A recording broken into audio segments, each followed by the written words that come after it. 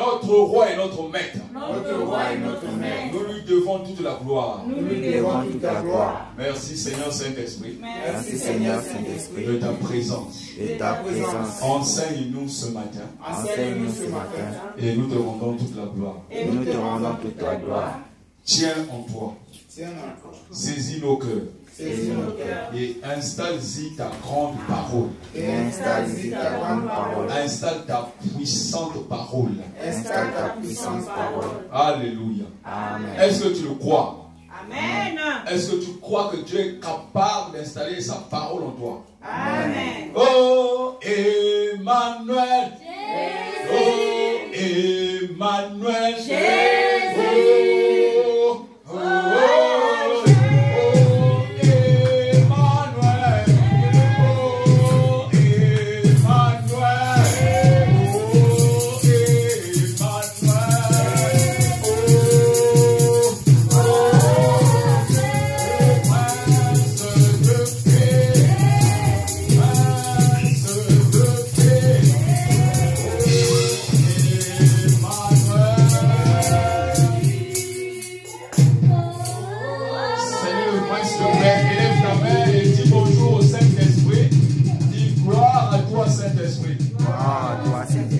Merci Seigneur Jésus de ce que tu as établi, ce que tu fais. Nous te contemplons dans tout ce que tu adores. Merci de nous faire entrer dans ton adoration. Merci de ta parole et de tout ce que tu as accompli. Que Dieu, toi le roi, le maître de toutes circonstances, le maître de la terre, le maître des cieux, le maître de nos corps, demeure en nous tous dans le nom de Jésus. Amen. Amen. Amen. Asseyons-nous, mes frères et mes sœurs. Merci, merci les instrumentistes, les choristes et merci l'Église pour le chant. Une chose est vraie, lorsque tu viens dans cet endroit, c'est pour proclamer la gloire de Dieu. Dis Amen. Amen. Tu ne viens pas ici pour voir les 4 bâtiments, comment ça a été fait, quelles sont les dimensions autour des frères et les sœurs. Nous venons tous ici dans la présence de Dieu. Dis la présence de Dieu. La présence de Dieu. Dis que la présence de Dieu est puissante en moi. La présence de Dieu est puissante en moi. C'est pour cela que nous sommes ici. Sinon, cela ne servirait à rien. Dimanche après dimanche, que nous venons, nous contemplons les gens, nous contemplons, ainsi de suite. Ça ne te donnerait aucun gain. Mieux vaut qu'on reste chez nous.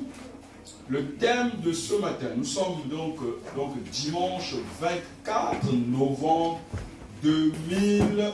Dis Amen. Amen. Dis, nous sommes dans la fin d'année. Nous sommes dans la fin d'année. Dis, Jésus.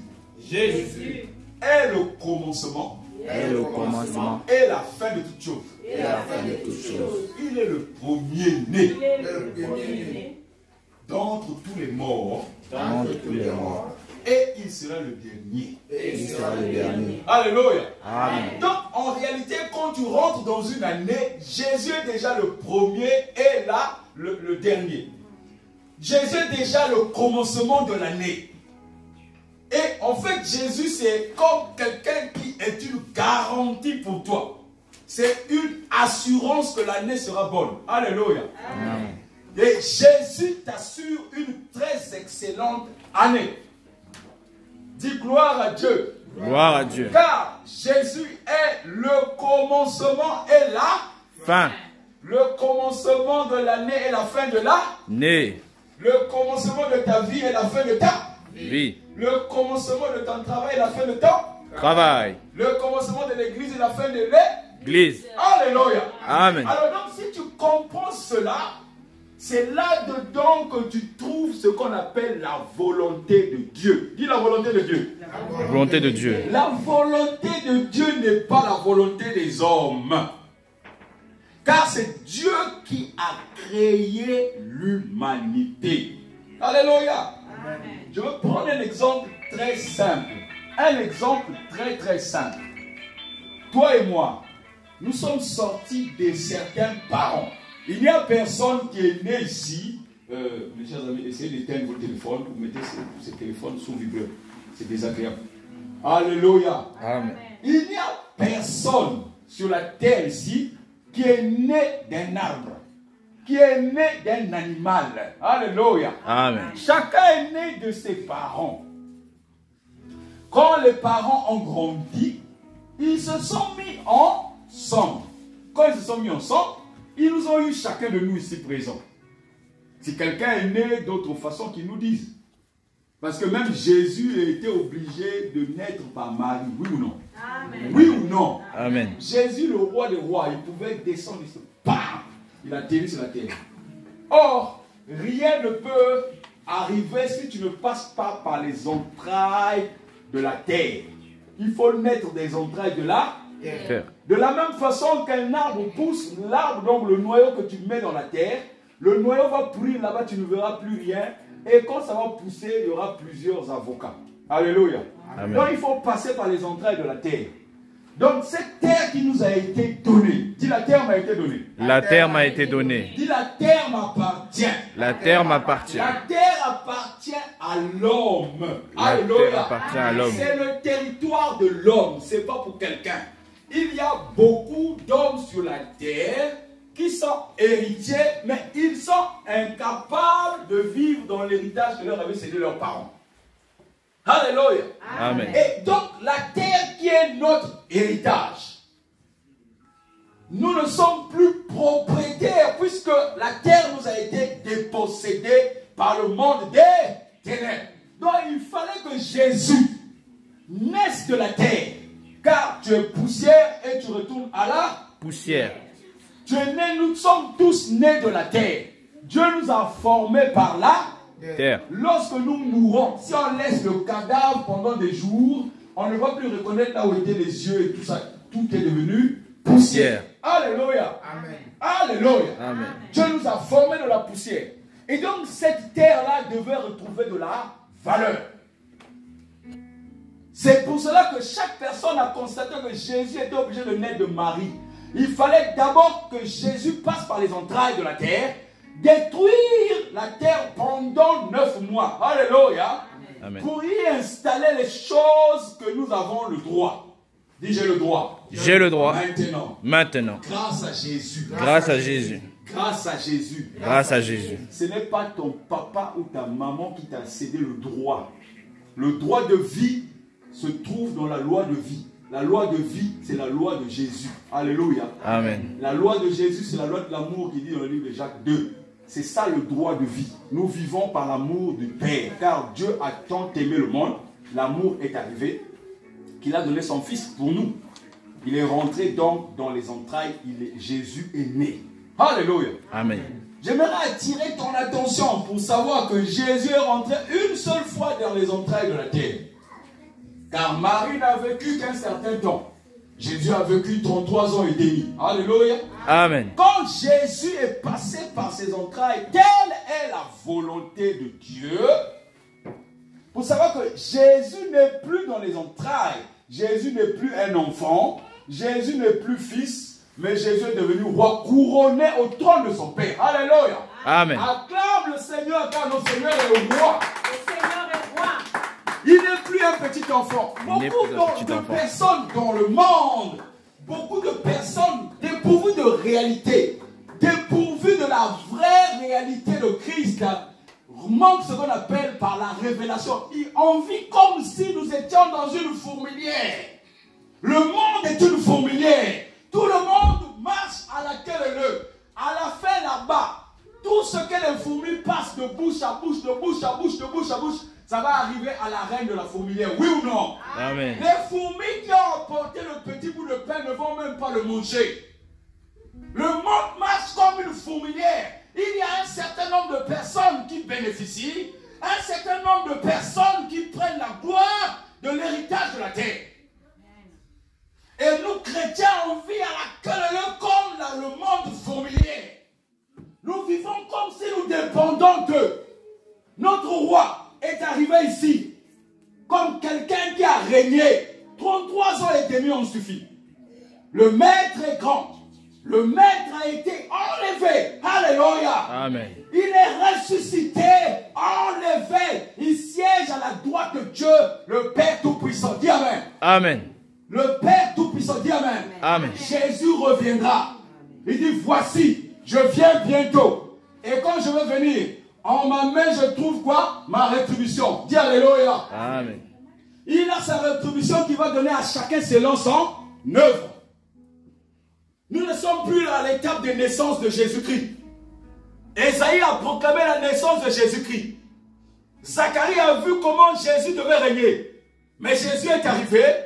Jésus ne va plus naître. Les histoires des crèches, de nos petits enfants. Non, un enfant nous est. Chaque année, Jésus naît. Même toi-même, tu ne peux pas naître tous les jours. Alléluia. Amen. Regarde le monde comme toi-même. Regarde Christ qui a déjà régné, qui est roi. Non, non, tu le célèbres comme un enfant. Il y a des jours où tu le célèbres comme un enfant. Il y a des jours où tu le célèbres comme un adulte. Il y a des jours où tu le célèbres comme un... Jésus est revenu sous quelle forme? Jésus vit avec nous sous quelle forme? Jésus vit avec nous sous quelle forme? Par l'Esprit. Alléluia. Il faut que tu le saches. Il ne faut pas que le monde fourmilière te mette dans sa fourmilière pour te faire avaler des choses qui vont t'égarer. Dieu est en colère. Pourquoi? Parce que les enfants de Dieu que lui il a choisis n'appliquent même pas ce qu'il demande de faire. Nous sommes courbés devant les administrateurs, courbés devant le monde qui nous impose un rythme que nous ne pouvons même pas suivre si nous étions en réel. Regardez le prophète Élisée. Le prophète Élisée a été établi par le prophète Élie. Jamais il sortait. Il parlait à personne face à face. Il lui parlait par message, par son serviteur, Géasi. Alléluia. Amen. Il dit à Géasi vient lui dire, les hommes t'attendent dehors. Ok, qu'est-ce qu'ils veulent? Bon, dis-leur ceci, cela. Géasi sort. Le prophète a dit, faites ça, ça, ça. Il repart. Les gens disent, oh, mais quel est ce prophète qu'on ne peut pas voir? Parce que Élisée représentait l'Éternel des armées. Il n'avait pas autre chose à faire avec le monde. Il écoutait Dieu et il transmettait. Alléluia. Amen. C'est ce que le chrétien doit faire. Le chrétien ne doit pas être comme ça, ballotté comme des vents ça et là. C'est pour cela qu'on n'impacte pas. Les gens marchent dans la rue. Les gens disent, vous êtes chrétien, oui, oh. Ça ne donne rien. La création qui attend avec un ardent désir n'a encore rien vu. Il n'a pas encore vu des Élysées de ce temps-ci. Il n'a pas encore vu les Élie de ce temps-ci. Qui sont capables de fermer la pluie. Qui sont capables de représenter Dieu le Tout-Puissant. Mais à chaque fois qu'un chrétien, il est là, il chante quand il sort, lorsqu'il voit le monde, il fléchit les genoux et puis il repart en arrière. Dieu cherche un homme qui se tienne à la brèche. Mets-toi debout, mon frère, ma soeur, dis, Dieu cherche un homme. Dieu cherche un homme. Dieu cherche une femme. Dieu cherche une femme. Qui se tienne à la brèche. Qui se tienne à la brèche. Qui se tienne là où il faut. Qui se tienne là où il faut. Alléluia. Amen. Alléluia. Amen. Dis Seigneur. Seigneur. Seigneur. Seigneur. Seigneur. Seigneur. Par moi-même. Par moi-même. Je ne peux rien. Je ne peux rien. Alors, comme tu cherches un homme. Alors, comme tu cherches comme tu un cherches homme. une femme. Nous sommes présents. Nous sommes présents. Nous sommes là. Nous sommes là. Tu as dit, tu ne tiens pas compte des temps d'ignorance. Tu ne tiens pas compte des temps d'ignorance. C'est pour cela, Père, nous sommes là. C'est pour cela, Père, nous sommes là. Merci pour la vie que tu nous donnes. Merci pour la vie que tu nous donnes. Au nom de Jésus. Au nom de Jésus. À cet moment, mon frère, ma soeur. Donc, le thème de ce matin, je t'exhorte à noter. Parce que c'est un enseignement qui va te servir. Le thème de ce matin, c'est la volonté de Dieu. La volonté de Dieu. La volonté de Dieu. Alléluia. Amen. Une chose est vraie. Pourquoi venir dans une classe? Pourquoi on va dans une classe? Et apprendre pour faire quoi? Quand on apprend, après on fait quoi? On utilise ce qu'on apprend. Ok. Il y en a peut-être qui apprennent autrement. Mais je veux te confirmer, en tant que scientifique, mathématicien, j'ai fait des études de mathématiques. Alléluia. J'ai enseigné des personnes jusqu'en France ici, à l'université. Ils sont à Tours là. Il faut leur poser la question. J'ai enseigné les gens qui étaient à l'UT de Tours, en mathématiques, en statistiques. Celui qui venait à l'enseignement, qui ne dit rien, n'a jamais réussi. Et le Saint-Esprit est un enseignant. Cet esprit est un J'ai enseignant. enseigné les enfants dans les écoles françaises. J'ai enseigné des catégories de personnes dans ma propre famille. Ils sont là. C'est une vidéo, vous pouvez leur envoyer ça. Ils savent. Il y a plein de gens qui sont à Tours là, dans ma famille que j'ai enseigné. Je les ai dit, assieds-toi. Que tu sois grand frère, petit frère, assieds-toi. Et note ce que je te dis. Ceux qui ont noté ont réussi. Ceux qui n'ont pas noté ont échoué. Jésus, il dit, écoute Israël. Alléluia. Écouter veut dire prends note. Écouter, tu ne peux pas écouter un message et le garder tout le temps. C'est impossible. Si tu le fais, tout à l'heure, toi, tu viens me voir. On va s'asseoir là-bas. Tu vas me dire tout le message du dimanche passé. Alléluia. Prends note, hein. C'est un conseil. La volonté de Dieu. Regardez, mes amis, la volonté de Dieu. Dieu a créé les anges. Il a créé les cieux et la terre. Et l'Esprit de Dieu se mouvait au-dessus des eaux. Le plan de Dieu, c'était de faire germer donc la terre. Et sur la terre, pour y installer l'homme, et l'homme devait gouverner la terre. Et lorsque donc Dieu a décidé d'envoyer l'homme, il y avait celui qu'on appelait Lucifer. C'était l'ange de lumière. C'est quelqu'un qui était un astre brillant dans le livre d'Ésaïe, qui était à côté de Dieu et qui détenait les clés qu'on appelait les clés de la Bible. C'est-à-dire que quand un ange faisait n'importe quoi, c'est Lucifer qui mettait cet ange-là dans la Bible, comme une prison. Il avait le droit sur la mort.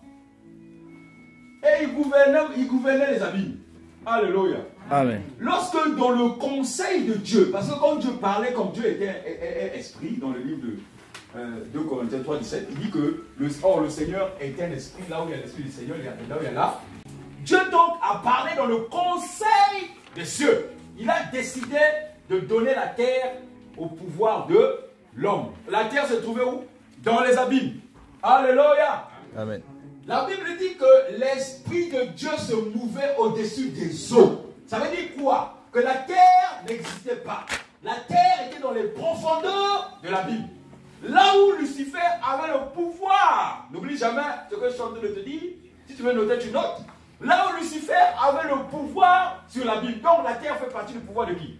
De Lucifer. Lucifer. Oui ou non? Ouais. C'est Dieu qui le donne. Je me suis si bien que à chaque fois Satan peut venir te visiter pour dire que la terre là m'appartient.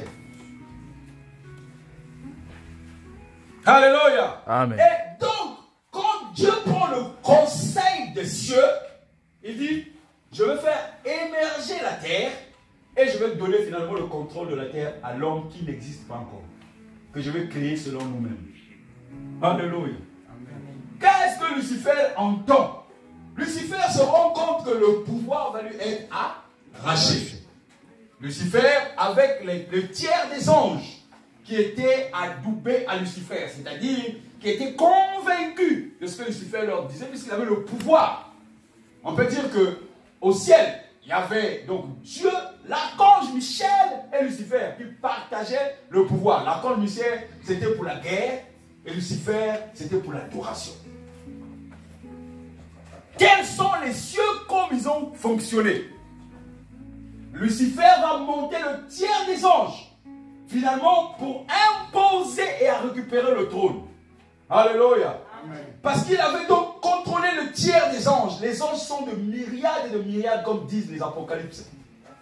Et donc, il les a convaincus pour faire ce qu'on appelle un coup d'état. Alléluia. Amen. C'est pour ça que la Bible dit, quand David a reçu cette révélation, il dit, ton trône ne bouge pas, toi qui ne souffres d'aucune onde de variation. Et Paul, dans le livre de Hébreux, il a aussi répété que toi qui ne souffres d'aucune onde de variation. Dieu ne bouge pas, son trône ne bouge pas. Mais Lucifer a essayé pour vouloir contrôler la terre.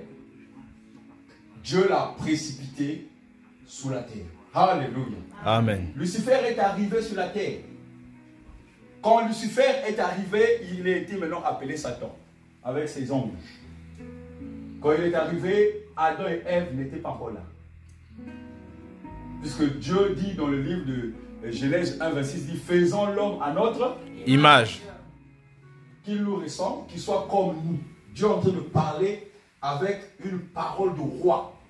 Vous savez que les rois parlent toujours à la troisième personne, n'est-ce pas?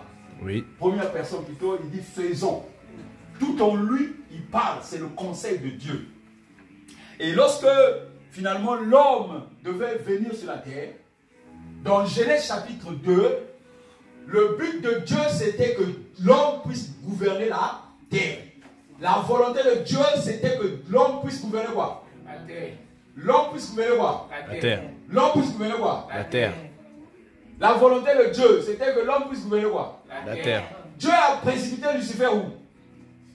Sur la terre. C'est que quand l'homme va gouverner la terre, comme Dieu ne connaît pas encore comment l'homme va faire, il précipite aussi Lucifer. Oui ou non? Amen. La Bible dit que c'est Dieu qui a créé les ténèbres et il a formé la lumière.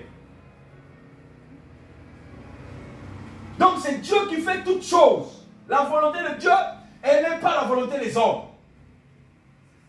Dieu peut te donner, mais Dieu suscite une autre personne parce qu'il se rend compte que tu n'appliques pas ce qu'il dit. Est-ce que l'assemblée comprend quelque chose? Amen. Dieu peut te rendre stérile. Pour quelle raison? Pour que la volonté de Dieu s'accomplisse. Dieu peut te rendre chômeur. Pour que la volonté de Dieu s'accomplisse. Tu te perds de tous les membres de ta famille. Pour que la volonté de Dieu s'accomplisse. C'est douloureux. Mais telle est la volonté de Dieu. Personne sur la terre, même les gens qui proclament, qui sont dans les cultes, ils ne font rien de ce que Dieu n'a pas autorisé. Il y a la volonté permissive. Il y a la volonté directe de Dieu. Dieu permet que les choses arrivent. Dieu le permet. Et là où est le monde des ténèbres, ils le savent. Lorsqu'ils ont été précipités, Dieu a proclamé que leur lieu de séjour, ce sont les abîmes. Leur lieu de séjour, c'est l'enfer. Oui ou non? Amen. Leur lieu de séjour, c'est les lieux arides. Oui ou non? Amen. Mais il y a des anges. Quand Jésus est descendu aux enfers, alléluia. Amen. Quand Jésus est descendu, la Bible dit que Jésus a libéré les captifs. Parmi les captifs, il y a des anges qui ont été libérés. Et la Bible dit que les anges et les captifs montèrent tous. Quelle est la volonté de Dieu? Des fois, tu te morfoses toi-même, tu dis, mon Seigneur, la volonté de Dieu, elle est où? Quelle est la volonté de Dieu dans ta vie, mon ami? Si tu ne sais pas quelle est la volonté de Dieu, tu vas toujours faire le rond-point. Tu vas faire le rond-point. Regardez Jésus. Dans le livre de Matthieu qu'on va mettre tout à l'heure, Matthieu chapitre 10, à partir du verset 1, Jésus appelle, après avoir parcouru des territoires seuls, où la foule suivait Jésus, Jésus était en train de constituer son équipe de 12. Lorsque l'équipe de 12 s'est rassemblée, Jésus va libérer une parole. Jésus libère une parole. Matthieu chapitre 10, verset 1, il dit quoi? Regarde ce qui est écrit, mon frère et ma soeur. Jésus fait quoi? Appela ses 12. Non, mon frère. Les mots ont une importance. Jésus appela. Oui ou non? Amen. Jésus appela. Donc, la volonté de Dieu. La première volonté de Dieu dans ta vie, c'est que Dieu doit t'appeler. Si Dieu ne t'a pas appelé, attends que Dieu t'appelle. Oui ou non? Amen. Quand vous étiez dans les maisons de famille, ceux qui sont encore dans les maisons de famille, si un père ne t'a pas appelé, si tu viens, il va te dire, je ne t'ai pas appelé. Oui ou non? Amen. Le Père fait la volonté de Dieu quand il t'appelle, parce qu'il veut te transmettre quelque chose. Et que tu dois être fidèle à la volonté que lui t'a dit. Quand tu envoies un enfant, tu lui donnes la volonté de ce que tu veux que l'enfant fasse. On y va? 1, 2, 3. Jésus appela ses 12 disciples et leur donna l'autorité de chasser les esprits. De chasser les esprits. Et de guérir toute maladie et toute infirmité. Donc, quand Jésus t'appelle, Jésus te remplit d'un pouvoir. Quand Jésus ne t'a pas appelé, tu n'as pas ce pouvoir. Tu peux accepter Christ comme Seigneur et Sauveur. Mais faut attendre, Jésus va t'appeler. Si Jésus ne t'a jamais appelé, il va t'appeler. Alléluia. Amen. Nous sommes nombreux. Hein? La liste est longue. Jésus appelle un à un. Jésus appelle. Ceux qui ont été destinés pour les cieux, Jésus les appelle. Il faut que Jésus t'appelle et te donne donc l'autorité de chasser les esprits mauvais et de guérir toute maladie et toute infirmité. Tes pensées sont parfois captivées à autre chose. Mais Jésus t'a appelé. Deux fois, tu sais, quand quelqu'un t'appelle au téléphone, tu ne le suis pas. Il y avait un homme qui voulait donner de l'argent à son frère. Il est allé jusqu'au domicile du frère. Arrivé là-bas, comme le frère était un peu fanfaron, quand il a vu le frère venir de loin, il a demandé aux gens de le chasser. Alléluia. Amen. Le frère fut chassé et reparti avec l'argent qu'il avait donné au frère. Or, à cette époque-là, son autre frère a souffert, il avait la galère. Alléluia. Amen. Le frère a pris son avion, il est allé à l'étranger. Et l'autre frère a souffert. Pourquoi?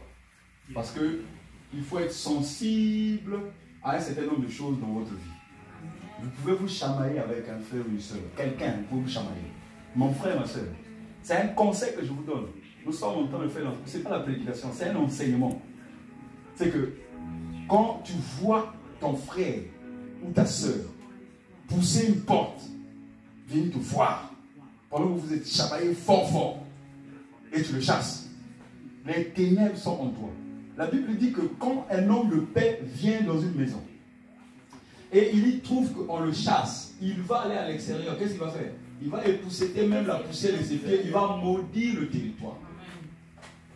Tu es chrétien, tu connais Jésus, un frère pousse la porte de ta maison, ou un frère te téléphone, après tant d'années de division, ce jour-là, un coup de fil tombe sur ton téléphone, tu vois, tu dis, je ne prends pas. Tu n'es pas chrétien. Depuis ce jour-là, dis que tu n'es pas chrétien. Christ ne te connaît pas. Parce qu'un chrétien est rempli d'un esprit de paix. Amen. Alléluia. Amen. Un chrétien peut rester isolé parce qu'il y a eu un problème. Il reste pour éviter toujours qu'il naisse encore d'autres problèmes. Mais le jour qu'un pas est fait, où tu franchis le pas, ou encore l'opposition franchit le pas sur toi, tu dois être un fils de paix. Jésus l'a fait devant les démons de Gadara. La Bible dit que Dieu a précipité les ténèbres sur la terre, mais Jésus, quand il est venu sur la terre, il a vu tout ce qui était méchanceté, opposition à Dieu, oui ou non? Amen. Les ténèbres sont opposées à Dieu, oui ou non? Amen. La première chose qu'il a donné aux disciples, c'est qu'il chasse les mauvais esprits et qu'il délivre les gens de leur infirmité, de leur maladie. Alléluia. Amen. Mais qu'est-ce que Jésus fait? Lorsqu'il rencontre des esprits en face, Jésus, ce qu'il a fait, quand ils ont dit, je veux que tu ne m'envoies pas dans les lieux arides, Jésus était un homme de paix. Ce n'est pas parce qu'ils sont mauvais que je vais les envoyer là où c'est dur. Ce n'est pas parce que tu chasses les démons qu'il faut les envoyer dans les abîmes ou dans les lieux arides. Il demandait à Jésus de les envoyer dans les troupeaux de cochons. Jésus les envoyait là-bas. Un homme de paix. La volonté de Dieu. 1, il faut qu'il t'appelle. 2, il te donne un pouvoir. Alléluia. Amen. Et si tu marches selon la volonté de Dieu, tu seras un chrétien rempli.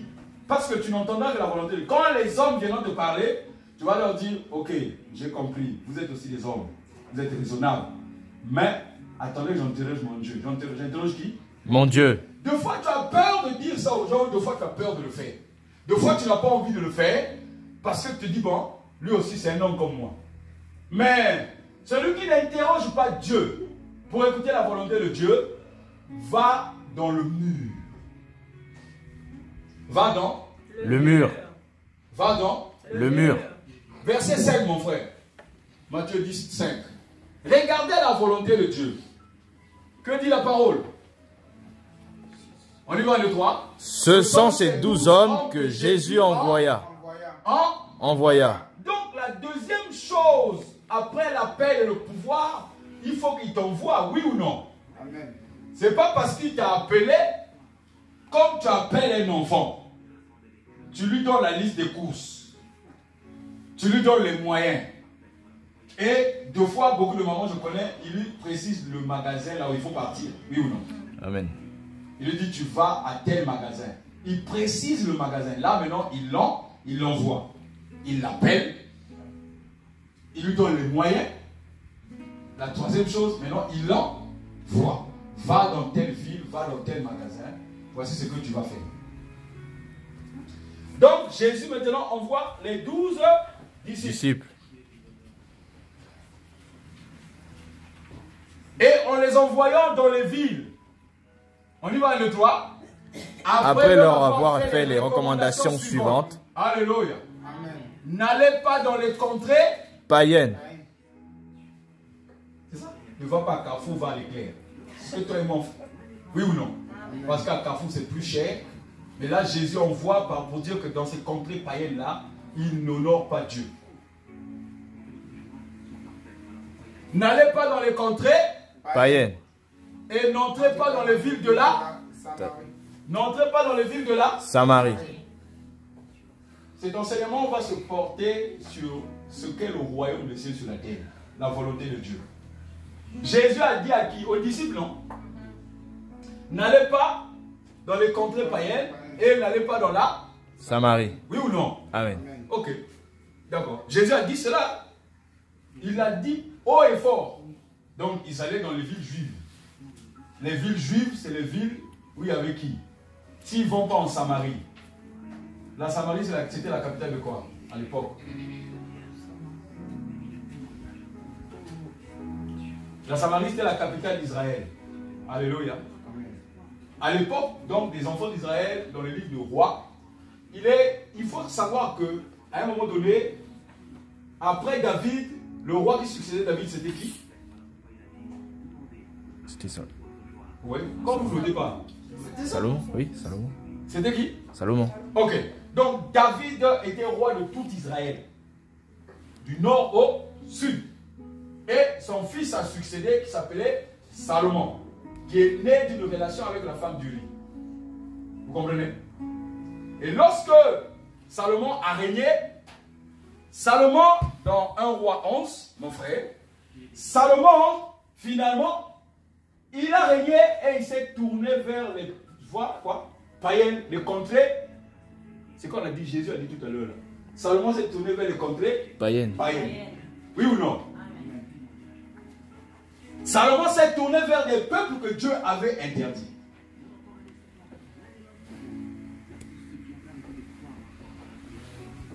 On y va le 3. Le roi Salomon aima beaucoup de femmes étrangères.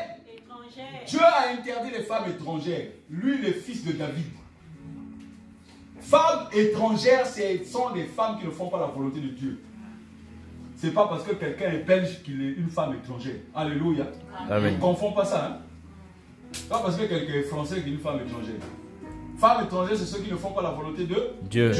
Alors voilà. Il dit, le roi Salomon aimait beaucoup de femmes étrangères. Outre la fille du pharaon, les Moabites, les Ammonites, les Édomites, les Sidoniens et les Hittites. Alléluia. Amen. Les Moabites sont nés de qui? Les Moab. Les habitants des Moab. Oui, mais ils sont nés de quelle est leur origine? Quelle est l'origine des Moabites et des Ammonites? C'est Lot.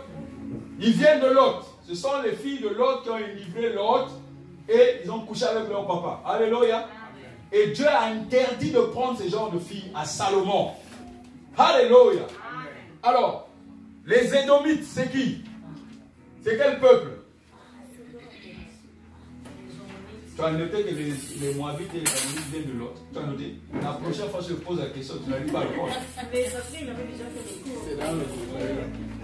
C'est un enseignement. Ce n'est pas une prédication. C'est un enseignement. La volonté de Dieu.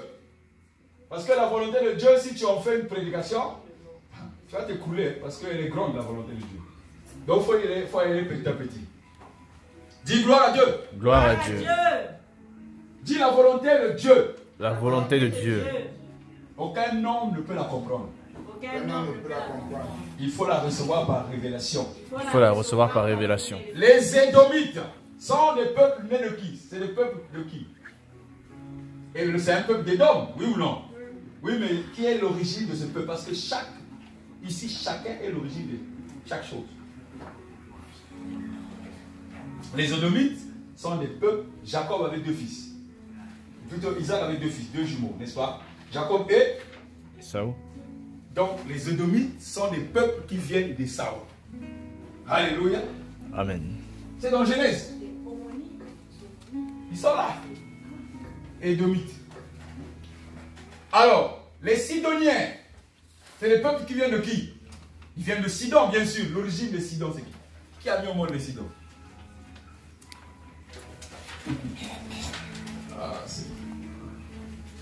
Alléluia. Parce que si tu ne comprends pas un certain nombre de choses, comment tu vas y avancer?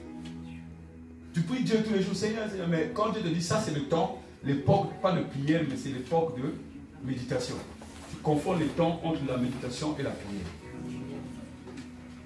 Salomon aimait beaucoup de femmes étrangères, outre la fille de Pharaon, des Moabites, des Ammonites, des Édomites, des Sidoniens, des Hittites.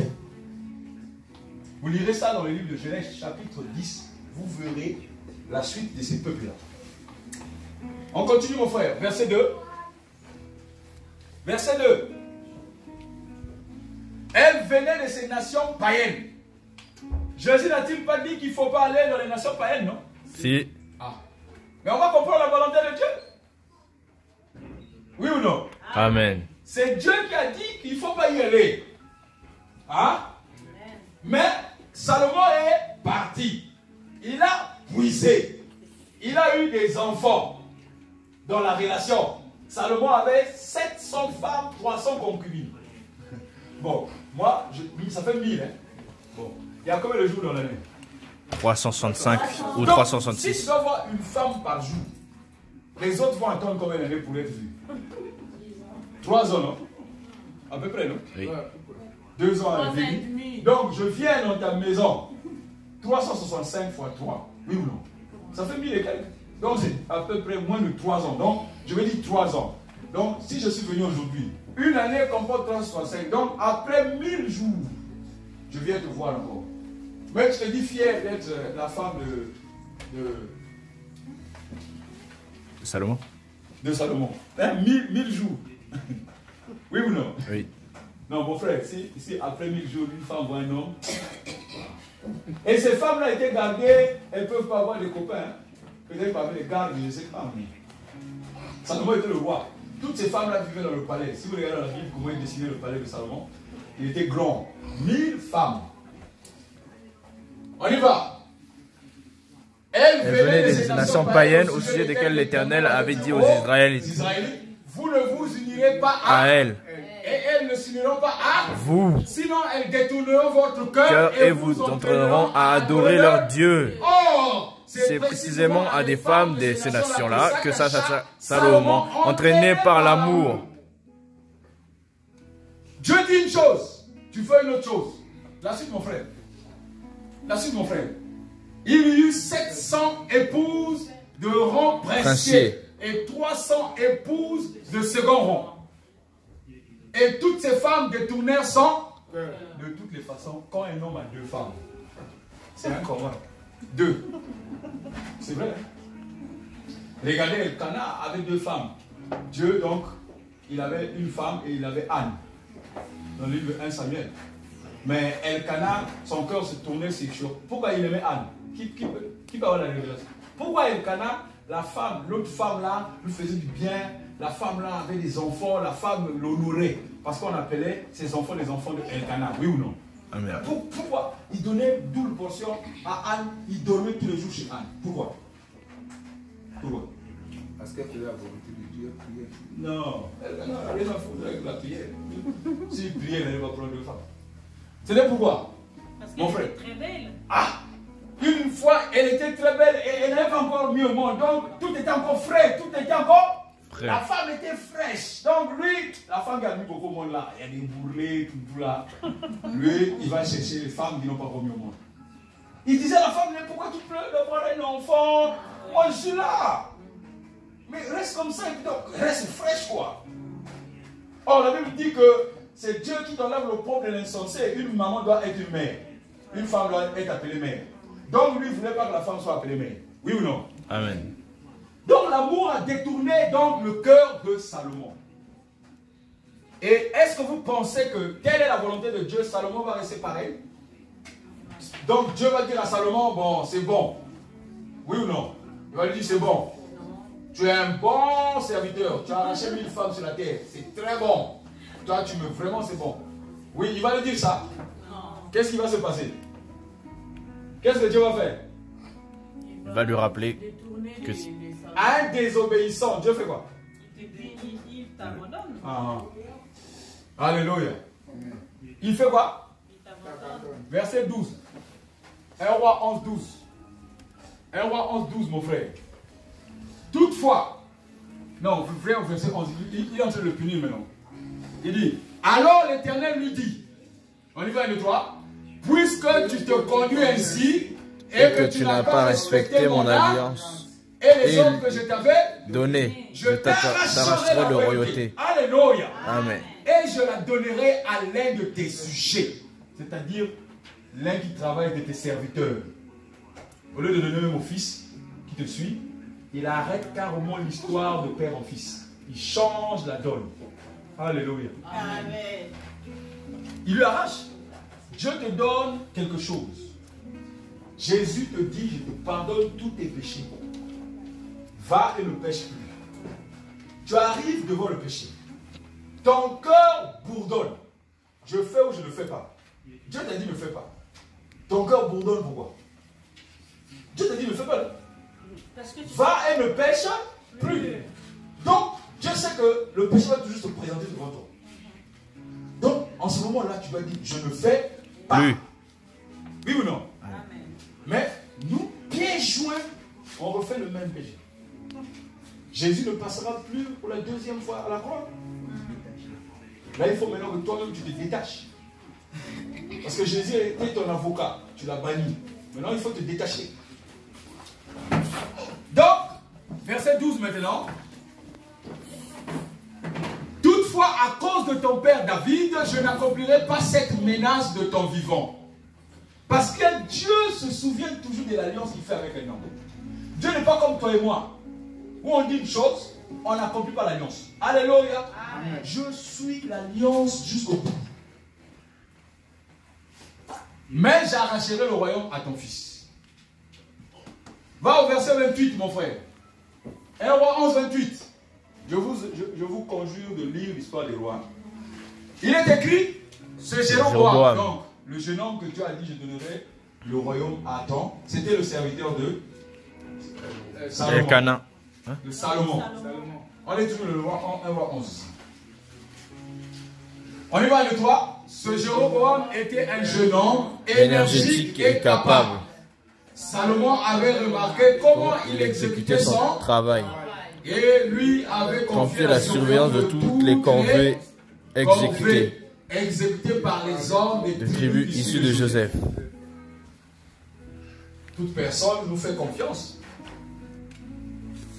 Et lorsque Salomon lui a fait confiance, le verset 29, mon frère, comme Salomon lui avait fait confiance, et que Dieu a dit à Salomon, c'est un de tes serviteurs qui va prendre ton pouvoir, Dieu va le rencontrer avec le prophète Achija.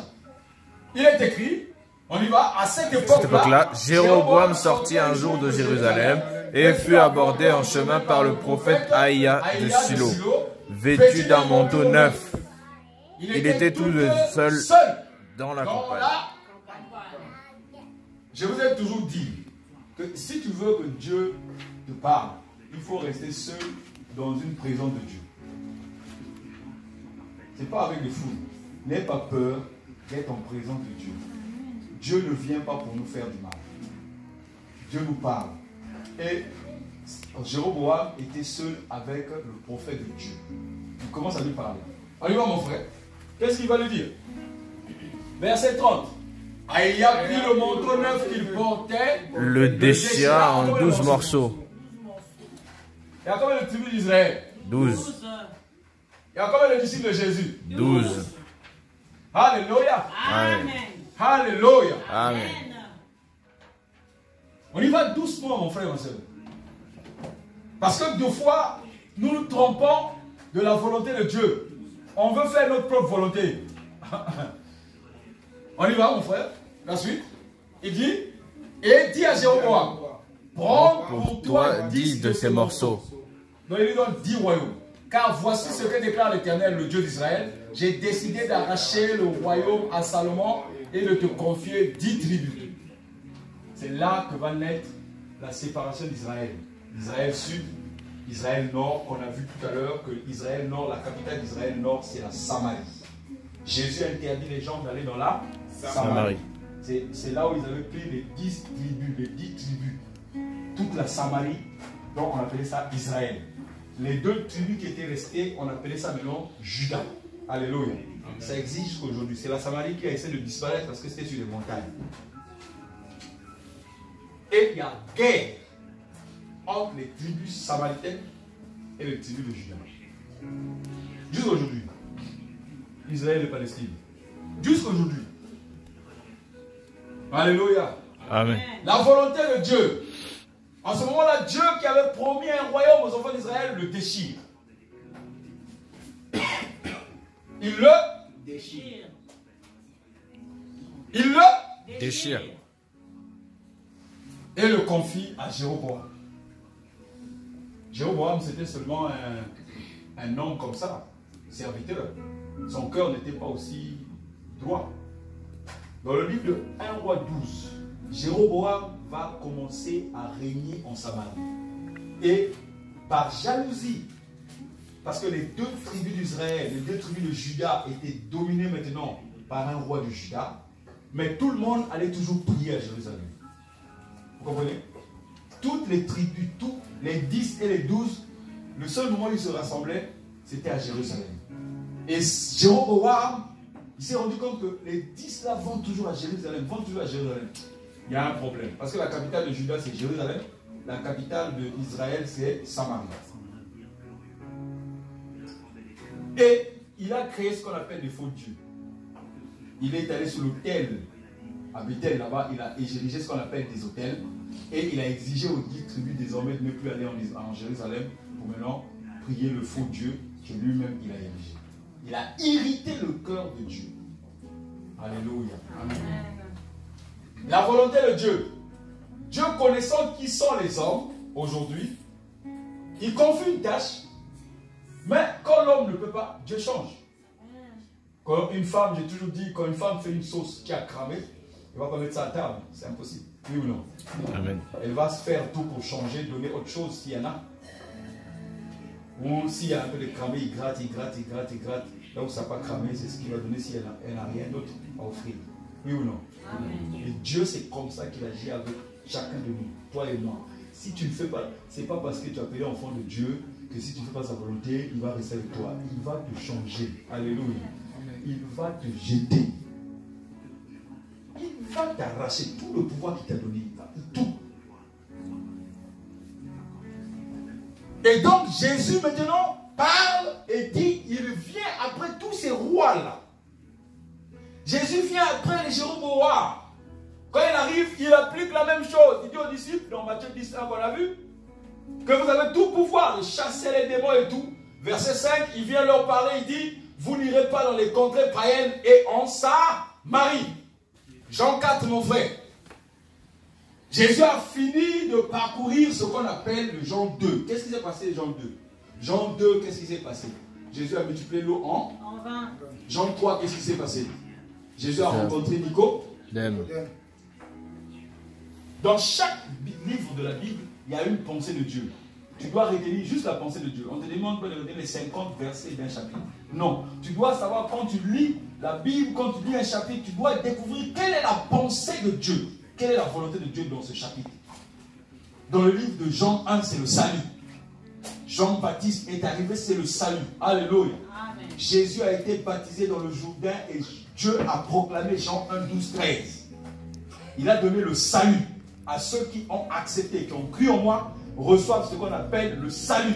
Ils deviennent des enfants de Dieu, lesquels ne sont plus nés ni de l'homme, ni de la volonté de l'homme, ni du sang de l'homme, sont nés maintenant de qui? De Dieu. Ça c'est le verset 13. Amen.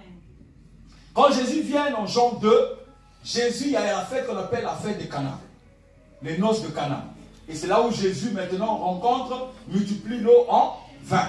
Le Jean 3, il rencontre le docteur de la loi qui s'appelle Nicodème. Après avoir tout fait, les disciples sont allés chercher quelque chose à manger pour Jésus. On est arrivé à Jean 4. Alléluia. Les pharisiens avaient entendu dire que Jésus baptisait plus de disciples que Jean. La suite, mon frère. Jésus, souvenez-moi, Jésus a dit aux gens de ne pas aller en Samarie. À vrai dire, Jésus lui-même ne baptisait personne. Il laissait ce soin à ses disciples. Lorsque Jésus l'a pris, là il quittait la Judée maintenant. La suite, verset 4. Il lui fallait donc traverser quoi? La Samarie. Traverser quoi? La Samarie. Ok, le gars, il a dit, ne rentrez pas en Samarie, mais là il est arrivé là, il faut traverser la Samarie pour aller en Galilée. Soit tu contournes, parce que quand il avait interdit à l'époque la Samarie, les gens faisaient un contour. Les vols faisaient un contour. Les chevaux contournaient. Les hommes contournaient. C'est non, hein? À l'époque, il marchait à pied. Quand lui-même est arrivé devant la Samarie, la Bible dit que Jésus avait faim, puisque les disciples sont allés à Chète. Vous allez voir la suite. Ils vont ramener à manger. Il avait faim. Il s'est dit, ah, là, il faut que je rentre en Samarie. Il faut que je rentre en Samarie. Alors la Samarie, c'est la capitale de quoi? D'Égypte. D'Égypte. Israël. Merci mon frère. D'Israël. Merci. Israël Nord. Gloire à Dieu. Donc la Samarie, c'est là où il y avait les 10 tribus d'Israël, n'est-ce pas? Amen. Et la Judée, la ville de Juda, c'est là où il y avait les deux tribus qui étaient restées. Pourquoi? Il peut me... Nous sommes en enseignement. Hein? Pourquoi 10-2? Pourquoi? Parce que ça fait 12. Comment? Ça fait 12. Ah, donc 10-2, ça fait 12. Bon, écoutez, je ne vais pas poser une question comme ça. Pourquoi Dieu a divisé 10 et 2? Parce que là où il est resté les 10 tribus, c'est là que Jéroboam a fait le foyer de ce côté-là. Vous savez, pourquoi il y a 10 tribus? Pourquoi il y a eu 10 divisé par 10 et 2? Parce que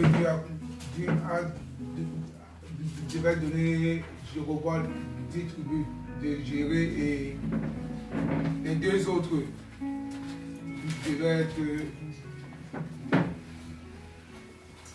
Non, vraiment, si je ne trouve pas, on n'avance pas. Pourquoi? Non, je ne l'ai pas dit. Non, si tu cherches là, il y a rien. Pourquoi le peuple d'Israël a été déchiré en deux, 10, 2? Le peuple d'Israël appartient. Leur père, c'est qui? Hein? Non, les 12 là, le papa, c'est qui? Abraham. Tu as eu raison de faire un enseignement aujourd'hui que de prédication. Hein? C'est Abraham. Qui? Jacob. David n'a pas eu 12. C'est Abraham. C'est Jacob. Non, Jacob. Jacob. Notez. Non, c'est important. Non, c'est vrai. C'est le livre de Genèse à 50 chapitres. Donc tu peux, 50 jours, tu lis un chapitre, 50 jours, 2 mois. Bon, je ne veux pas dire 2 mois. Faites 3 mois pour lire ce chapitre de Genèse. C'est important. Chaque jour, tu lis. Tu essaies de comprendre. Tu grattes la tête. Tu dis, Seigneur, explique-moi. Il va t'expliquer. Oui ou non? Hein? Donc, Jacob avait 12 enfants. 12 tribus. Et 2 enfants sont nés de qui? Les 2 enfants, c'est Benjamin et Joseph. Ils sont nés de qui?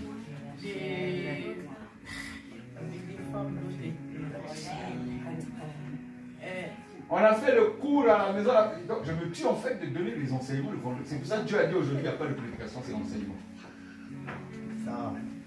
Sarah, la femme d'Abraham, a eu 10 enfants. Donc, là-bas, dans le livre de Genèse, quand vous allez lire le livre de Genèse, il y a donc eu Abraham qui a eu un enfant qui s'appelle Isaac. Monsieur, l'enfant d'Abraham c'est qui? Isaac. Et qui? Et Jacob, c'est l'enfant d'Abraham. Il est fils d'Abraham par Isaac et Ismaël. Quand un professeur vient dans une classe, il y a les moins bons, les plus bons. Le but, c'est que tout le monde soit bon. Oui ou non? Il n'y a pas d'examen à la fin, heureusement. L'examen, c'est juste de conserver ce que tu as mis dans ton cœur. C'est tout. Attends l'enlèvement. Hein? Et maintenant, il n'y a pas d'examen si tout le monde échoue. Il y a eu 6. Donc, aujourd'hui, donc il y a Abraham. D'accord? J'ai envie de repartir, hein, de remonter. Ah si, je remonte un peu. Adam, il a eu combien d'enfants? Adam? Oui, Adam et Ève. Bah, Non. il en a eu plusieurs. Ah non. Non, un seul. Mais Non. si la Bible Oui. reconnaît les deux. Hein? Non, un seul. Attendez, non, c'est pas c'est moi qui pose des questions, vous répondez. C'est pas des histoires. Adam, il a eu combien d'enfants? Plusieurs. Plusieurs. Cite-moi 5 des plusieurs que tu connais. Puis tu dis plusieurs. Nous tous. Là, tu peux nous embrouiller. Nous sommes en train de faire l'enseignement. Adam a eu combien d'enfants? 2 enfants. Qui est qui? Cain et Abel. Toi. Oui. Oui. Il a eu Caïn et Abel, et après, quand Caïn a été exilé, il a eu d'autres enfants. Qui? Si. Oui. Toi avec toi. Avec notre aïeux. Avec Ketura. Adam a eu 3 enfants. Ah, c'est Adam. 3 enfants avec 7. Le troisième s'appelait Seth. Non, attends, c'est moi qui pose des questions et je donne les réponses. Le troisième s'appelait Seth. S-E-T-H. Écris ça. C'est de Seth qu'est né Noé. D'accord? D'accord? Ok. Il y a eu Adam. Vous avez connu Caïn et Abel. Mais Caïn a tué Abel. Donc, Abel n'a pas eu d'enfant, il est mort. Caïn après est parti. Ok? Le peuple de Caïn, je l'ai lu là. Le nom du peuple de Caïn. Ok? Et donc, il est resté toujours avec sa femme et il a eu un enfant qui s'appelle Seth. D'accord? Seth. S-E-T-H. Et donc, c'est à partir de Seth que la terre a commencé à se multiplier. Là où Caïn est parti, si Dieu nous permet, on en parlera ça après, mais ce n'est pas ce qui m'intéresse. Maintenant, de Seth, il y a eu plusieurs personnes jusqu'à Noé. Vous connaissez Noé? Oui. Levez la main si vous, celui qui connaît Noé. Hein? Ok. Donc si on connaît Noé, Noé a eu combien d'enfants? Quand on dit on connaît, c'est qu'on connaît. Oui? Comment? Combien d'enfants? Plusieurs. Qui est qui? Non, vous ne connaissez pas, non? Ok. Noé a eu donc 3 enfants. Et ces 3 enfants, déjà fait, Cham et Sem. Vous venez aux enseignements le vendredi? C'était que des filles. Non, c'était des garçons. C'est moi qui pose la question. Si tu connais, tu me poses. Si tu ne connais pas, tu notes. Ok? Et après, il y a eu plusieurs peuples à travers donc les 3, puisqu'il y a eu le pays de Noé. Tout le monde était mort. Il est resté donc les 8 personnes, y compris Noé, n'est-ce pas? Noé, sa femme, les 3 garçons plus les 3 filles. Ok? Donc c'est de Sem. On va juste prendre Sem où Abraham est sorti. Quand Abraham sort, Abraham a eu Isaac, Ismaël et d'autres enfants. Mais celui qui nous intéresse aujourd'hui, c'est Isaac, n'est-ce pas? D'autres enfants avec d'autres femmes, Ketura, les peuples de Madianites et tout ce qui s'ensuit. Ensuite, quand Isaac est arrivé, Isaac a eu des jumeaux. Les jumeaux d'Isaac, c'est qui et qui? Les jumeaux d'Isaac, oui. Oui. On a parlé de ça tout à l'heure. Oui. Je vous conseille de tout abandonner. Si vous voulez avancer avec Dieu, venez vendredi faire les cours. C'est un conseil que je vous donne. Si vous voulez comprendre la Bible. Parce qu'on va prier, et alors, il n'y a pas la Bible. Tu vas faire quoi? Et donc, il y a eu Jacob et Ça. ce sont les enfants d'Isaac. Est-ce que chaque peuple comprend? Mais en fait, on le sait, mais on n'ose pas le dire. Il faut le dire. Non, il faut dire, il n'y a pas de bêtises ici. Hein. On est ici, toutes catégories confondues. Les bons, les moins bons, les plus bons, ainsi de suite. Comme ça, tout le monde va être bon, n'est-ce pas? Amen. Et donc, aujourd'hui, nous parlons de Isaac. Et donc, il y a eu Jacob. Jacob a eu les 12 tribus. Les 12 tribus. Bien. Donc, dans les 12 tribus, Jacob n'a pas connu les 12 tribus avec une seule femme. Jacob a eu les enfants avec Léa et Rachel. Les deux étaient des sœurs. Alléluia. Il faut que tu le saches. Les deux appartenaient à Laban, leur père. Leur père, Laban, était le frère de la maman de Jacob. Bon, comprenez cela. Alors, pourquoi Dieu a divisé en 12? Parce qu'il y avait 10 d'un côté et 2, donc Joseph et Benjamin. Et Dieu voulait garder ces deux peuples ensemble dans la tribu de Juda. Parce qu'il avait déclaré une parole sur ces deux peuples. Alléluia. C'est pour cela qu'il a divisé en 10. Dieu ne fait pas les choses comme si c'était un hasard. Il sait comment il arrange. Jésus maintenant arrive devant les disciples. Matthieu chapitre 10, verset 1. Il dit, vous n'irez pas en Samarie. Le verset 5, n'est-ce pas? Il dit, vous n'irez pas dans les peuples païens et Samarie.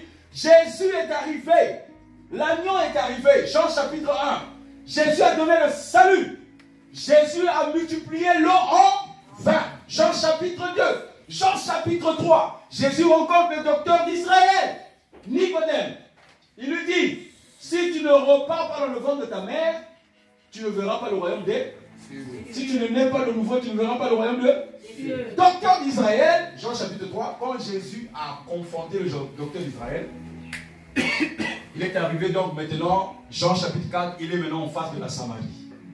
Il a dit aux gens, qu'est-ce qu'il a dit aux gens? Qu'est-ce qu'il a dit à ses disciples?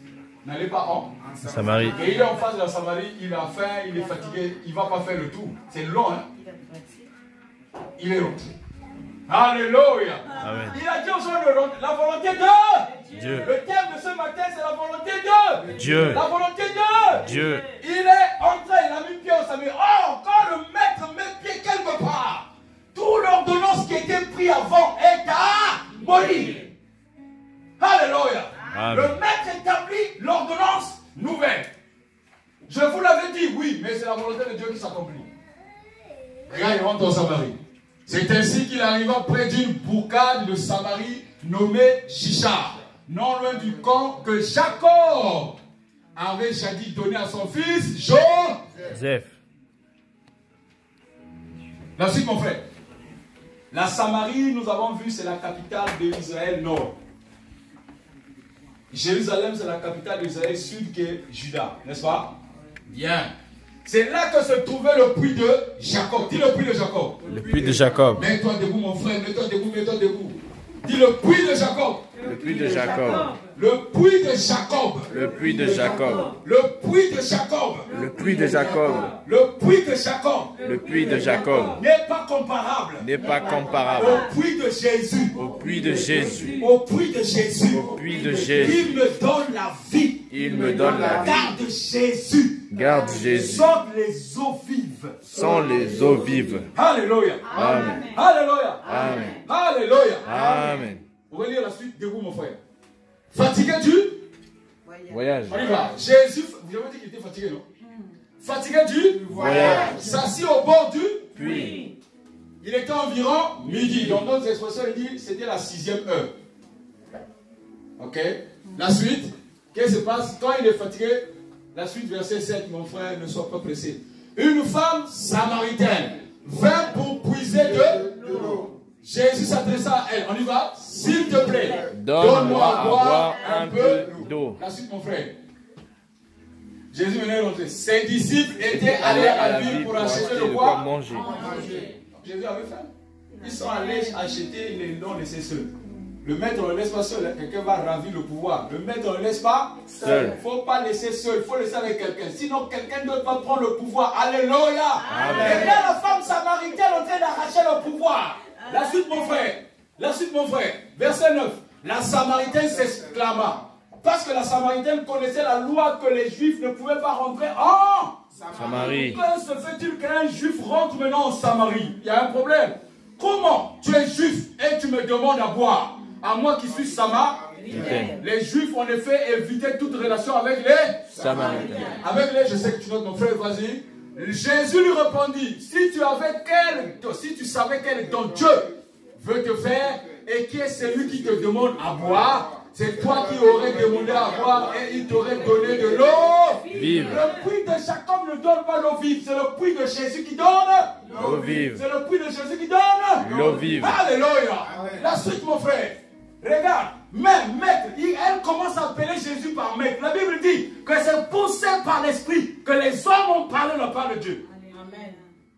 Elle appelle Jésus maître, répondit la femme. Non seulement tu n'as pas le seau, tu n'as pas un seau. Dis, il n'a pas un seau. Il n'a pas un seau. Le seau est physique, oui ou non? Amen. Le seau est physique, oui ou non? Amen. Il dit à Jésus, tu es venu puiser de l'eau, mais tu n'as pas de seau. Comment tu vas me donner à boire? Tu n'as pas la corde pour puiser l'eau. Comment tu vas me donner à boire? Alléluia.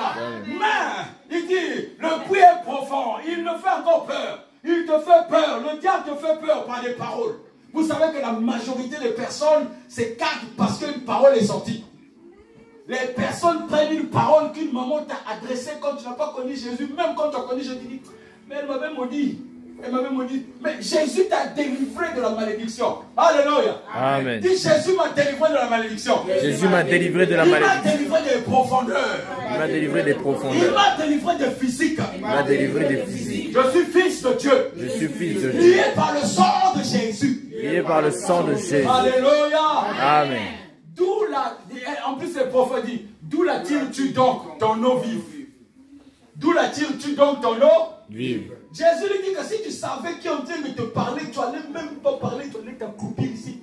Jésus est en train de se montrer une femme samaritaine, alors que Jésus, à chaque fois qu'il guérissait quelqu'un, il disait à la personne, ne va pas dire aux gens que c'est moi qui t'ai guéri. Cache-moi. Mais là, la femme samaritaine, Jésus est en train de prendre la femme samaritaine parce qu'une ordonnance était sortie. N'allez pas en Samarie. Mais Jésus maintenant va récupérer là. À partir d'une femme, il va récupérer toute la Samarie. Alléluia. Dis à partir de moi. À partir de moi. Jésus récupère toute ma famille. Jésus récupère toute ma famille. Jésus récupère tout mon pays. Jésus récupère tout mon pays. Comme cette femme samaritaine. Comme cette femme samaritaine. Jésus récupère tout. Jésus récupère tout. Alléluia. Amen. Vous savez que quand il a rencontré la femme samaritaine, ça ne s'est pas arrêté la fête que la femme dit, je vais commencer à prier, mon frère et ma soeur vont venir, la femme est repartie. Oh Samarie. Pour aller dire que j'ai rencontré quelqu'un qui m'a dit toute ma vie. Alléluia. La suite, mon frère. Regardez ce que la volonté de Dieu fait dans ta vie. Dieu t'a donné une interdiction, mais c'est Dieu lui-même qui vient abolir l'interdiction. Amen. C'est Dieu qui fait sa propre volonté. Tu ne peux pas venir lui dire. Il dit, tu ne vas pas te prétendre plus grand que notre ancêtre Jacob. Elle est en train de le menacer. Auquel nous devons ce puits. Et qui a bu lui-même de son eau ainsi que ses enfants et ses troupeaux. Ah, c'est toi mon frère. Amen. Elle est en train de le menacer. Le Seigneur vient. Le Seigneur envoie un prophète. Le Seigneur envoie un pasteur. Il envoie son enfant. Il te parle. Il est en train de te dire que si tu ne donnes pas ta vie à Jésus, tout ce qui est en toi va mourir. Il dit, tu n'es ni médecin. Tu n'as fait pas l'école de médecine. Tu n'es pas infirmier. Comment tu me dis que tu vas me guérir? La suite, mon frère. Il dit ceci, celui qui boit de cette eau, reprit Jésus, aura de nouveau soif. L'eau que tu bois qui est physique, tu auras de nouveau soif. Et celui qui boit de mon eau. Verset 14. Mais celui qui boira de l'eau que je lui donnerai n'aura plus jamais soif. Il dit quoi? Bien plus, l'eau que je lui donnerai. Il explique quelle est la catégorie de l'eau qu'il est en train de te donner. Il dit bien plus que l'eau que je lui donnerai deviendra en lui une source la parole de Dieu quand elle rentre en toi, elle devient une source tarissable. Parce qu'à cause de la parole, tu sais qui tu es. Tu sais quel est le genre d'enfant que tu es. C'est vrai que cette parole qui te donne l'honneur de te promener et de dire quel que soit 1000 à gauche, 10 000 à mon côté, je ne serai jamais atteint. Alléluia. Et à chaque fois que tu répètes cette parole, tu ne seras jamais atteint. Parce que c'est en proclamant que tu reçois la grâce de Dieu. La parole agit en toi parce que tu la proclames. La parole ne peut pas agir en toi si tu la caches. Si tu proclames, tu reçois. Il dit, l'eau que je lui donnerai deviendra en lui une source intarissable. Une source Intarissable. qui jaillira jusque dans la vie éternelle. C'est-à-dire dans l'éternité. C'est-à-dire dans l'éternité. La Bible dit que si tu es enfant de Dieu, tu reçois ce qu'on appelle la vie éternelle. Un enfant de Dieu n'a pas besoin de se justifier. Parce qu'en réalité, un enfant de Dieu est plus qu'un prince sur la terre. Un prince, quand il arrive à l'aéroport, il n'a pas besoin de calculer. Le billet est payé, il ne sait même pas qui paye les billets. Il ne sait pas qui met le carburant dans le jet privé. Un enfant de Dieu ne se pose aucune question. Quand il se lève, il entend donc l'éveil de Dieu. Alléluia. Amen. Ésaïe 50, verset 4 s'applique à lui. Il écoute chaque matin ce que Dieu veut lui dire. Dès que Dieu a parlé, il sort. Quand il sort, il ne s'inquiète de rien. Qu'il mange, qu'il ne mange pas, ce n'est pas ça le problème. Alléluia. Jésus avait faim, il avait soif, mais il n'a pas cherché à manger. Il n'a pas dit à quelqu'un, attends-moi dehors. Dès que je vais finir de manger, je vais te parler. Je connais les chrétiens comme ça, qui ne savent même pas le faire parce qu'ils ont faim. La suite, mon frère, nous sommes dans le thème de la volonté de Dieu. Alléluia. Amen. Que dit la parole? Maître, lui dit alors là, Femme. donne-moi de cette eau-là. Elle commence à comprendre que non, je n'ai jamais entendu un homme parler comme cet homme. Sûrement, c'est un prophète. Il dit, pourquoi je n'ai plus soif et que je n'ai plus besoin de revenir puiser l'eau ici. La suite. Va donc chercher ton mari. Jésus c'est quelqu'un qui est méthodique. C'est un enseignant par excellence. Dis enseignant par excellence. Excellence. Jésus sait ce que tu as. Mais quand tu Enseignant par excellence. quelque chose, Jésus connaît ce que tu es. Alléluia. Dis Jésus me connaît. Jésus me Ma vie connaît. est dépouillée. Ma vie est En dépouillée. face de Jésus. En face de Jésus. Désormais, toi, il me faut dire désormais. Désormais, Quand je viens en face de Jésus, quand je viens en face de je Jésus, lui dois tout. je lui dois tout. Je me livre à lui. Je me livre à lui. Je me dépouille. Je me dépouille. Je lui dis ce que j'ai fait. Je lui dis ce que j'ai fait. Je m'humilie devant lui. Je m'humilie devant lui. Et lui me pardonne. Et lui me pardonne. Alléluia. Amen. Avant que tu n'ailles demander pardon à ton frère, Dieu doit te pardonner. Pardonner. Quand Dieu t'a pardonné, il offre une occasion favorable pour que tu rencontres ton frère. Alléluia. Amen. Alléluia. Dieu offre une occasion parce que quand Dieu a offert une occasion, tout va bien se passer. Passé.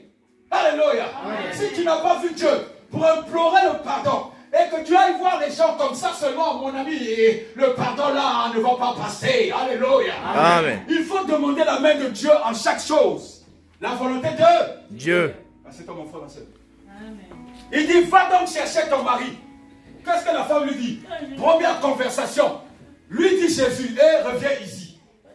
Femme, parce qu'à l'heure de midi, écoutez-moi très bien, à l'heure de midi, que font les femmes? Faut à manger. Comment cette femme s'est retrouvée au puits? Il y a un problème. Jésus sait qu'il y a un problème. 12 heures, midi, la femme vient au puits. Jésus, non, toi tu as un problème. Tu viens à l'heure que les autres femmes ne viennent pas. Alors que toutes les autres femmes viennent à 15 heures. Moi j'ai été dans un pays où on allait au puits, on allait à la rivière. Ici il n'y en a pas. Oh, ceux qui sont venus ici là, vous vivez comme ça. À 15 heures d'après-midi, chacun commence à sortir de sa maison pour aller puiser. Comment à l'heure du repas, à l'heure de faire le repas, Jésus se pose la question intérieurement. Mais comment tu te retrouves au puits? Moi j'ai fini, je suis fatigué, c'est pour ça que je suis ici. À midi on se repose. Puis à midi on se repose. À midi, on se repose. C'est l'heure du repos. C'est l'heure du repos. Et la femme cherchait le repos. Jésus avait compris que la femme cherchait le repos. Il y avait un problème. Jésus, comme quand il est arrivé à la fête dans Jean 2, quand il est arrivé à la fête, il s'est rendu compte que, oh, comment se fait-il une fête là où les docteurs Nicodème vont arriver? Une fête des noces, une fête de nobles. Tout le monde est invité. Qui manque du vin. Il y a un problème dans le couple, oui ou non? Oui ou non? Amen. Oui ou non? Amen. Jésus avait réglé un problème de couple. Il n'avait pas seulement multiplié le vin, parce que quand le vin est arrivé, tout le monde a commencé à acclamer. Le mariage était heureux, le bonheur est rentré, l'amour est rentré dans le couple et ils ont vécu heureux. Alléluia. Amen. Il croise la femme samaritaine. Il lui dit, je ne suis pas Marié. Premier point. Lui répondit-elle, tu as raison de dire je ne suis pas Marié. Jésus va nous déployer maintenant sa vie. Il y a des femmes ou des hommes en face d'une personne, il sait tout de suite ce que tu es. La suite, mon frère, regarde. En fait, tu l'as été 5 fois. Et l'homme avec lequel tu vis actuellement n'est pas ton mari. Ce que tu as dit là est vrai. La femme dit, mais comment est-ce qu'il connaît ma vie? La suite. Il dit, mais maître, répondit la femme, je le vois, tu es un prophète. Elle s'étonne maintenant. Le maître lui a dit, si tu bois de mon eau, tu n'auras plus soif. Maintenant, la conversation avec le Samaritain. Verset 20, il lui dit, dis-moi. Maintenant, il lui pose une question qui était un débat dans toute la Samarie. Un débat était dans la Samarie, là où il le dit. Il dit, ah, comme tu es prophète, peut-être que tu aurais me dire quelque chose. Nos ancêtres ont adoré Dieu sur cette montagne-ci. Vous autres, vous affirmez que l'endroit où l'on doit adorer, c'est Jérusalem. Pourquoi? Quand les tribus furent divisées, au début, quand il y a eu Jéroboam, tout le monde allait prier où? À Jérusalem. Jéroboam, par la jalousie, qu'est-ce qu'il a fait? Il a monté une église dans la Samarie, donc à Bethel. Il a fait un haut lieu, n'est-ce pas? Amen. Ok. Quand Jéroboam a fait un haut lieu, tous les 10 tribus sont partis maintenant prier là avec les faux dieux. Maintenant, après des années, Jésus arrive en Samarie pour régler un problème qui avait les doutes depuis des années. Alléluia. Amen. Jésus n'est pas en train de régler le problème de la femme samaritaine. Jésus passe par la femme samaritaine pour régler le problème de la Samarie. Amen. Jésus passe par toi pour régler le problème de ton pays.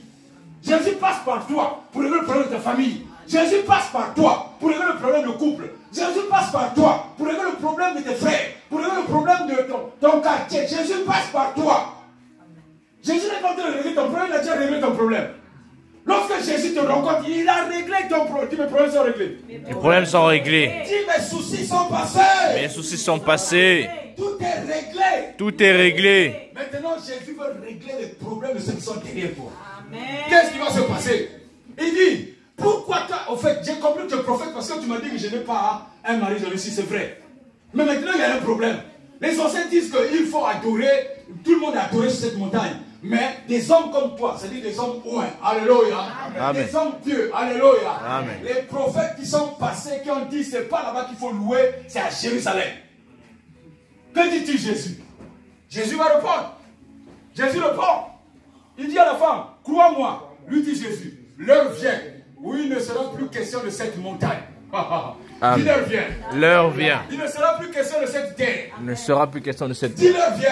L'heure vient. Dis l'heure vient. L'heure vient. L'heure vient. L'heure vient. Il ne sera plus question de la terre. Il ne sera plus question de la terre. Maintenant debout mon frère, il ne sera plus question des choses visibles. Il ne sera plus question des choses visibles. Il ne sera plus question de physique. Il ne sera plus question de Ce physique. que je vois Ce que je vois va disparaître. va disparaître. Ce que je vois Ce que je vois n'aura plus d'emprise sur nous. n'aura plus d'emprise sur nous. Ce que je vois Ce que je ne va vois plus nous dominer. ne va plus nous dominer. Car le Père Car le Père qui a reçu toute adoration qui a reçu toute a adoration suscité les adorateurs. a suscité les adorateurs. Alléluia. Amen. Je suis adorateur. Je suis adorateur. J'adore Jésus. J'adore Jésus. J'adore Jésus. J'adore Jésus. J'adore Jésus. Je le loue et je le bénis. Je le loue et je le bénis. Il a suscité des adorateurs. Il a suscité des adorateurs. Partie de ces adorateurs. Et je fais partie de ces adorateurs. Il m'a justifié. Il m'a justifié. Les hommes m'ont traité d'injuste. Les hommes m'ont traité d'injuste. Les hommes m'ont traité d'impur. Les hommes m'ont traité d'impur. Les hommes m'ont traité d'impoli. Mais Jésus m'a justifié. m'a justifié. J'avais plusieurs maris. J'avais plusieurs maris. J'avais plusieurs dieux. J'avais plusieurs J'avais dieux. 6 dieux. J'avais 6 Et dieux. même le sixième. Et même le sixième n'était pas mon Dieu. n'était pas mon Car Dieu. Jésus. Car Jésus Jésus. Est ce Dieu véritable. est ce Dieu véritable. Alléluia. Amen. Alléluia. Amen. Alléluia. Amen. Gloire à Dieu. Qui veut suivre? Qui veut poursuivre 2 versets après? Qui? Amen. La suite, mon frère. Vous adorez ce que vous ne Connaissez pas. Nous adorons ce que nous Connaissons. car le salut vient du peuple Juif. Alléluia. Amen. Jésus a parlé à la femme samaritaine. Vous adorez ce que vous ne connaissez pas. Vous adorez des bois qui ne parlent pas. L'or qui ne parle pas. L'argent qui ne parle pas. Les pierres qui ne parlent pas. Mais nous, on adore celui qu'on connaît qui parle et qui a créé le ciel et la terre. Amen. Alléluia. Amen. Asseyez-vous 2-5 minutes. On est encore en retard. Alléluia. Dieu est puissant en toutes choses. Dieu est puissant. Tu as vu avec moi qu'il était interdit de rentrer à la Samarie. Mais Jésus nous a fait rentrer à la Samarie. La Samarie devient notre peuple. La Samarie devant notre peuple, oui ou non? Amen. Oui ou non? Amen. Oui ou non? Amen. Qu'a fait la femme samaritaine? Je te conjure d'aller lire la suite chez toi.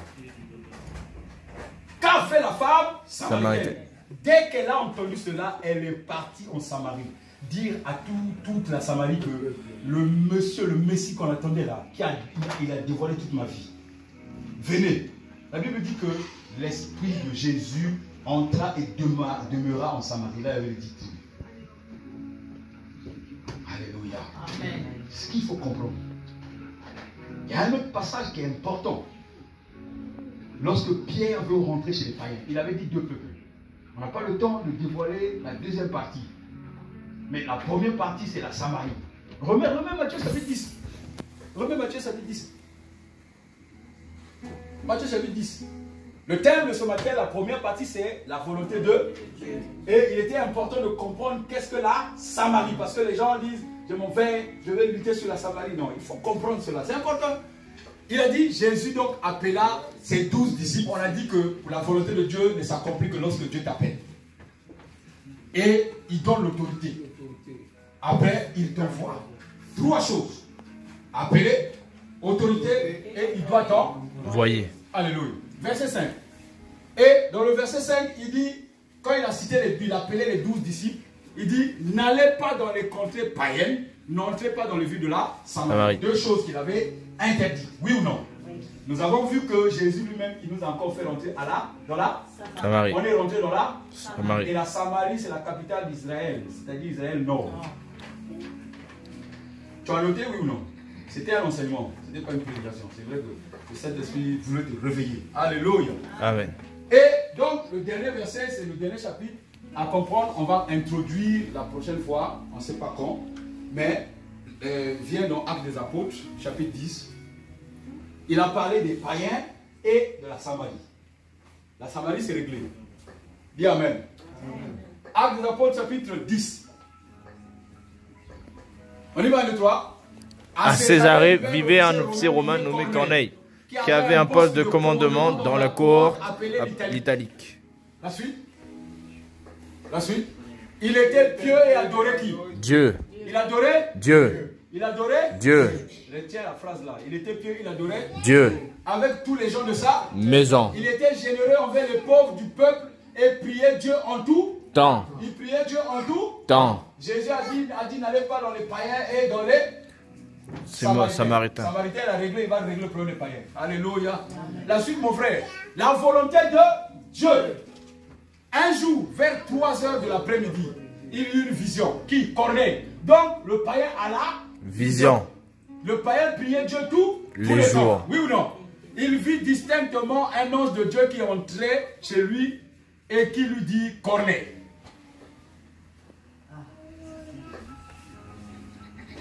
Donc, est-ce que le païen c'est un pécheur? Non. Et pourquoi on appelle les hommes qui ne sont pas venus à Jésus qu'ils sont les païens? Tu liras dans le livre d'Apocalypse, chapitre 11, verset 3. On appelle les hommes qui n'ont pas encore reçu Christ, on les appelle des gentils. Alléluia. Et j'aimerais attirer ton attention. Jésus n'est pas fils, il n'a pas grandi sur la terre. Jésus, il siège à la droite de son Père, le Père Tout-Puissant. Alléluia. Quand tu veux célébrer l'anniversaire de Jésus, sache une chose, qu'il est déjà roi. Alléluia. Couronné par son Père. Il faut que vous le sachiez. Il dit, voici, je reviens bientôt dans l'Apocalypse 12. Je reviens bientôt. Et j'ai en moi la rétribution. Je donnerai à chacun selon son œuvre. Je suis l'alpha et l'oméga, le commencement et la fin. Verset, quand tu vas continuer à lire, tu vois, il va te demander de laver tes robes. Heureux ceux qui lavent leurs robes, car ils ont le droit au salut. Ça, c'est important que chaque chrétien, il ne faut pas repartir dans les choses anciennes, comme si c'était une fourmilière. Les gens doivent faire la même chose. C'est toutes les années. On avance, avance. Alléluia. Nous avançons vers l'éternité. Jésus revient bientôt. Nous sommes fiers que notre maître revienne bientôt. Il ne va pas naître de Marie ou de je ne sais pas de qui.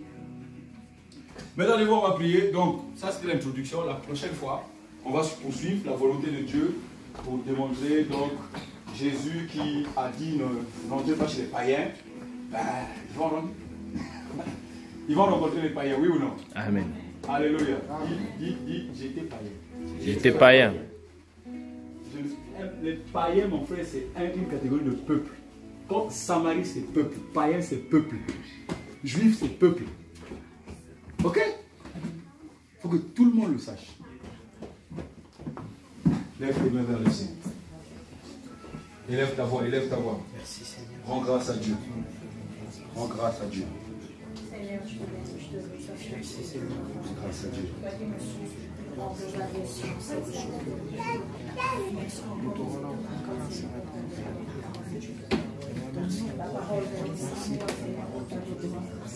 Merci encore pour ce que nous avons rempli,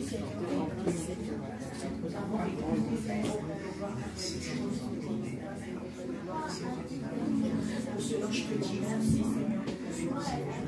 Merci encore, Seigneur, parce que c'est toi qui nous as. C'est toi qui nous as fait, Seigneur. Nous te disons encore merci pour ce matin, Seigneur. Tu m'as dit là où 2 3 personnes